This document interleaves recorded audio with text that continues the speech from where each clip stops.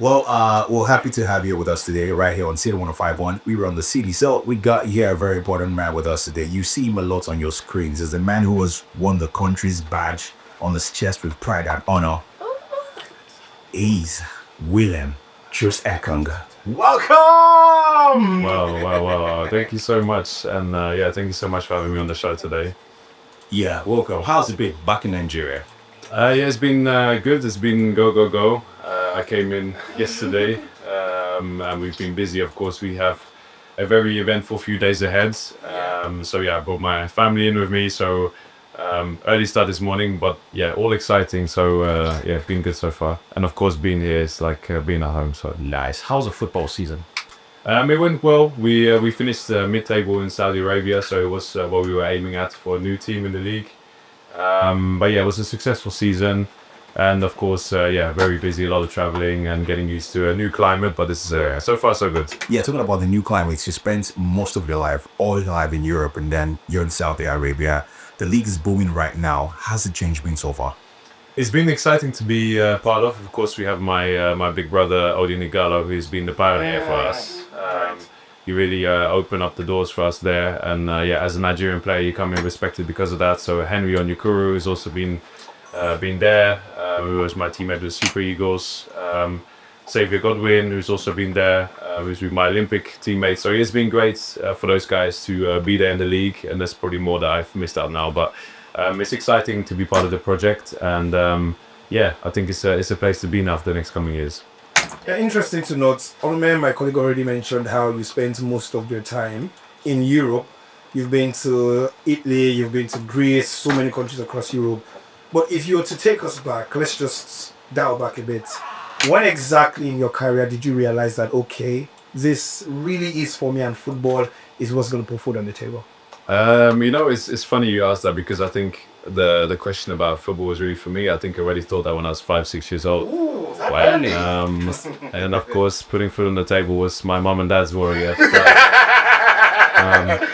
but yeah, it kind of just grew from there. I was really passionate and ready to work hard, and it was something that I loved. So it's been really a big blessing to be able to make a career out of something that you like doing the most when you're a kid. And then, of course, things changed to business when I was about 15, 16, when I signed my first professional contract at Tottenham Hotspur at the time. Yeah. And then the journey starts, and it's been a lot of downs and some ups that you guys have seen, a lot of setbacks, injuries, releases, no new contracts, a lot of no's. But you keep pushing, and I think my story of my career has been perseverance, and I think that's another reason why I'm here. And yeah, I had to kind of create opportunity for myself, even though I was already in a place where opportunity was available. And now I'm very much about seeing how I can create opportunity for kids and dreamers and believers like me in Nigeria. Yeah, I'm just taking us right there to your foundation. You have a foundation, the Troost Ekong Foundation. How long has this been? And tell us about the dream of this, trying to create opportunities for younger ones. Yeah, it was something that I always wanted to do. Again, I had some great examples. One to mention again, Odin Igalo, who did a lot of work here in Lagos. But there's so many players, and a lot of players also who don't necessarily broadcast what they're doing. So it was one of my dreams to do it. So everything kind of went into a fast track at the AFCON last year. Was it last year or the year before? Already not last year. Oh gosh. And yeah, I was getting so much love, and I had a chance to be in the room with 001 presidents and yeah, all the governors and different people.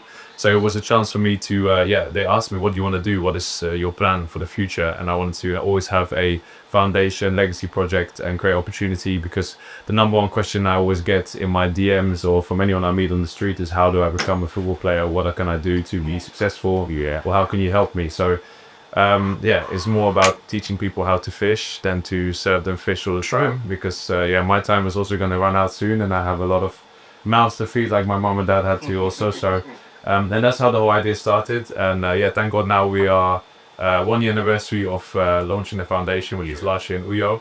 And the whole idea is that we're trying to create a fun event now, but it's more than an event, just so we can get people to enjoy and celebrate football and all the talent that's going to be on display, but most importantly to raise awareness and raise money to amplify my efforts, because there's so much I can do myself. But at this moment in time, I'm lucky that I can get into a studio with you guys and with a lot of other important people. And I want to use that to really maximize what we're doing. Talking about what you do, your tool is football, and using that to actually your pushes ahead and push people. How important do you think football is, especially for a country like Nigeria? We love football a whole lot here. How important is football as a tool for what you want to achieve? Yeah, it's again, it's the reason that I'm here and I can talk to you guys. So, football is something that brings people together. It's allowed me to travel around the world. I think you see the real beauty of connecting. Also, there's some ugly parts of it, but at the same time, it's a game that brings people together. And the same way now for me, that goes beyond just my teammates or captaining the country or the tournaments or my club football. It's also about other kids who are dreaming to do bigger and better things than we are doing right now. So we all start somewhere, and that's really where the idea came from. Nice. So when is the event happening proper? This year. Last year you played a football match in New York. Great personalities there on the field of play. What are we expecting this year and where? This year we are having an amazing game. So on Sunday, this Sunday, 22nd of June, the game will be kicking off by 2 p.m. and it's going to be at Ekong Stadium. All the proceeds of the game that are raised are going to be used for different projects that we already have planned out with the foundation. And we're going to have stars like Flavor, who confirmed to me yesterday to play. That's a new one. Nobody knew that yet. Of course, the Victors, Odin Igalo, Obafemi Martins, Alex Song, Yemo Lee, Ebuka, Anthony Joshua said he's flying in from Ghana. So we have some serious lineup. Brother Shaggy. Too many to name. I think there's about 40 of us. There's some of them aren't to keep us surprises, but there's still a chance for people to buy a ticket. And the reason that we are doing it that way instead of opening up the gates for everyone is that, of course, we're trying to raise money to use for the charity. So really exciting times. We can't wait for Sunday. Nice. Yeah, interesting times. You talked about some of those who will be there, and I'm sure it's going to be a really, really exciting experience. But let's move over to the earnings, like you said earlier. We know that you've pledged your Super Eagles earnings towards your foundation. Tell me exactly how that has been and what you're planning to do with that going forward. Yeah, so right now, today we had the kickoff for under 15 tournament in Uyo. So it's called the TEF Cup, and we are using that to select the best team from all the local governments. And there's going to be a team that we're going to continue to train and to support for the next year. And we're going to be entering them in different tournaments also within Europe. So on Monday, when I'll be in Uyo, my agent is coming down, so we're going to have also scouting for the final. So that's one of the things. So that's just purely based on football. Secondly, there's an orphanage home that we've worked with now for the last year. We've kind of adopted, so we've already started the renovations for them that we're going to be commissioning also next week when I'm there in Uyo. And then thirdly, we're having a STEAM camp, which is together with another Olympian lady called Idara, who runs a charity called Let Girls Read, Run and Grow. And it's a next gen camp, so we're going to be giving the chance to 150 students over 3 days to learn skills like robotics, fly drones. I'm going to coach them football, all kinds of activities, things that they wouldn't get part of their normal curriculum, just so we can help people to dream and to be inspired. And that's going to be for boys and girls. And the main focus for that one is not football, because I want people to have their own dreams and be able to do maybe want to sit as a radio presenter whenever they want to do that. So that's what we're doing, yeah.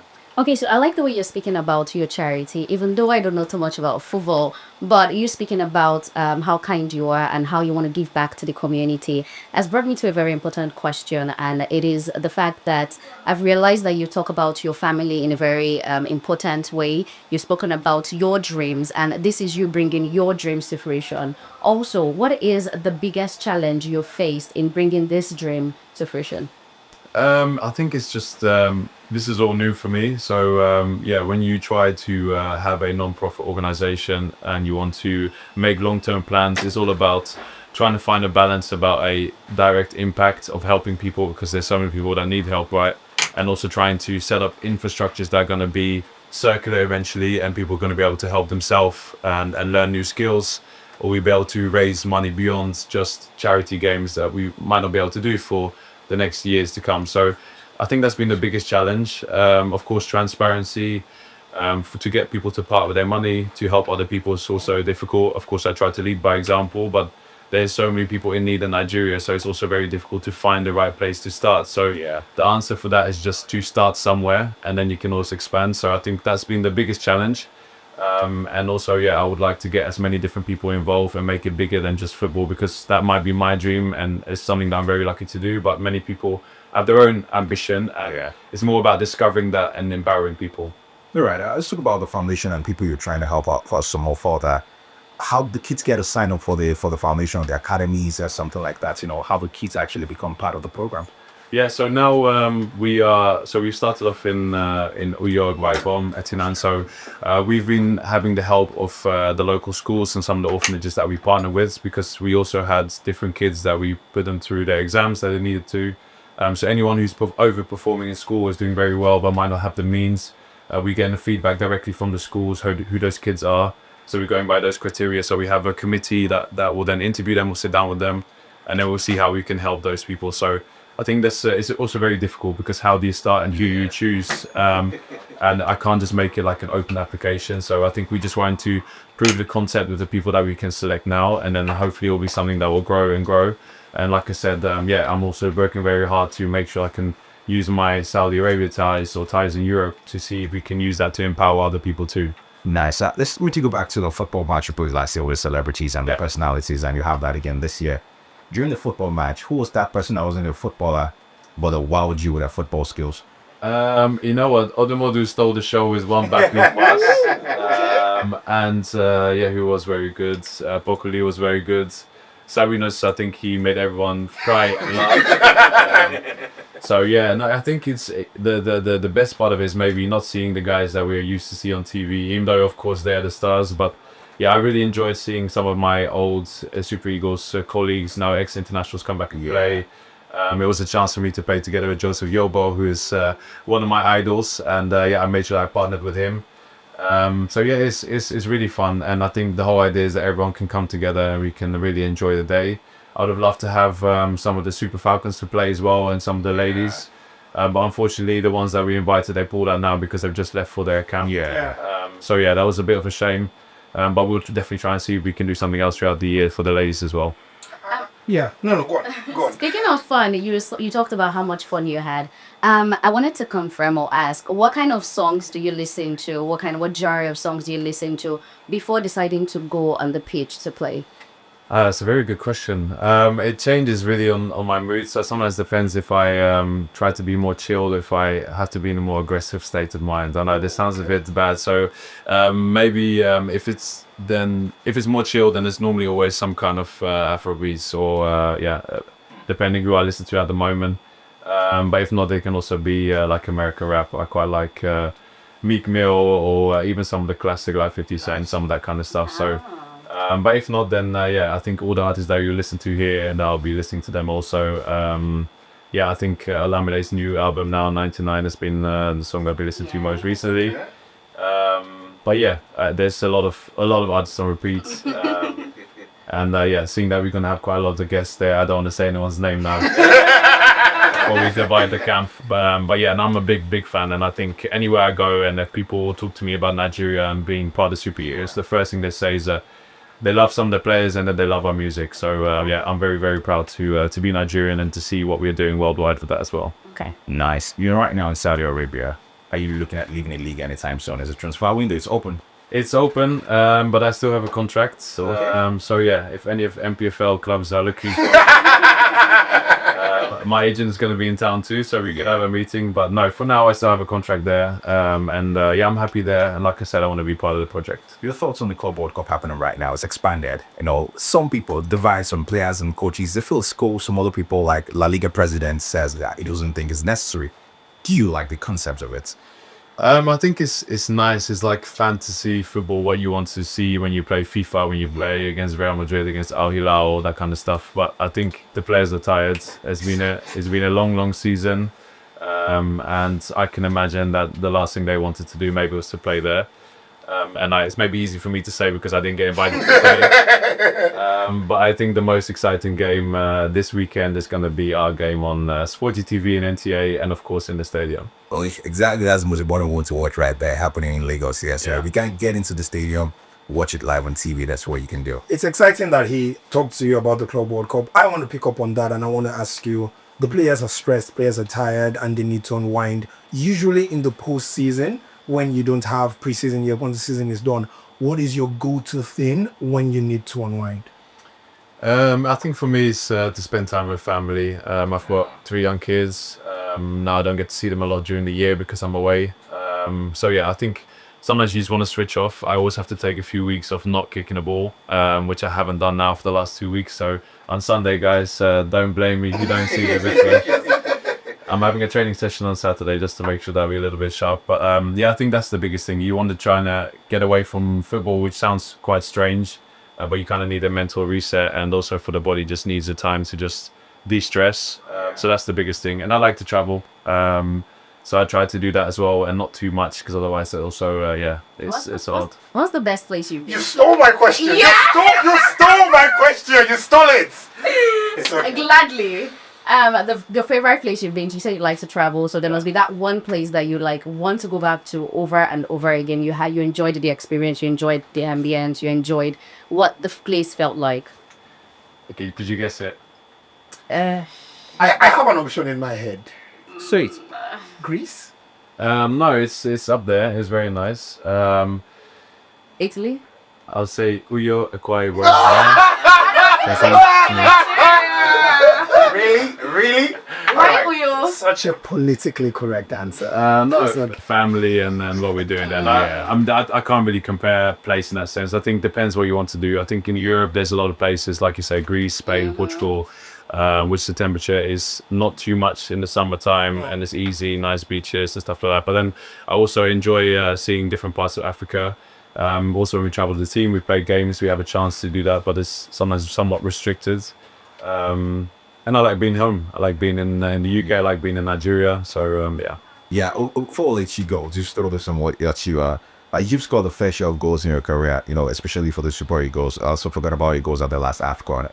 Thanks very much for giving us those goals, by the way. As regards defenders for Nigeria at the AFCON, you are like the highest scoring defender for the Super Eagles. But over the length of your career, you face your fair share of strikers. We always like to access the defenders. Who was the toughest or hardest striker you've come against in your football career? I've played with a few very good ones. The best ones I've played with have all been in Super Eagles, so I faced them in training. I think I'll probably have to give it to Ronaldo, even though we've played against each other 5 times and I've managed to beat him twice. So I'm gonna hold on to that forever. Also because my oldest son keeps on telling me that Ronaldo is the GOAT, and I keep having to disagree with him. But if not, So who's the go-to you? I probably would have to say Messi. I think Messi's the greatest of all time for you. Yeah, he's the greatest of all time. All right, but striker-wise, I think I have to.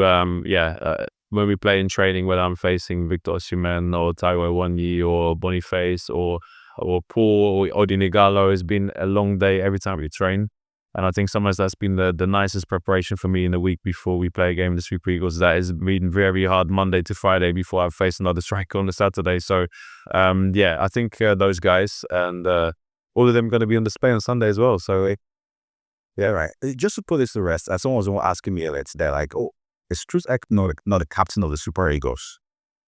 Are you the captain of the Super Eagles officially or not? I mean, if you look at the last years, who's been wearing the armband, I think so. I think I have a lot of respect for all the captains that we've had before. I mean, Musa is someone I learned from a lot, and I appreciate so much. He has been a great leader for us. But I think now consistently over the last years, my role has changed, and people look at me to make those decisions, and I'm there now. I think most consistently to take that role. Yeah. So it's not one of those things that I say is my place or is what we need to do. But I think, if you just look at the last years, it's been just happy to serve, and I think it's been me most consistently. So, right, that's probably the answer to the question. Thank you very much for coming through with us to have a great conversation with us. We really appreciate your presence here. I wish you all the best with the old projects and everything, and also with the Super Eagles AFCON coming soon around the corner too. I wish you guys get it for free too. Thank you so much. Appreciate it. All right.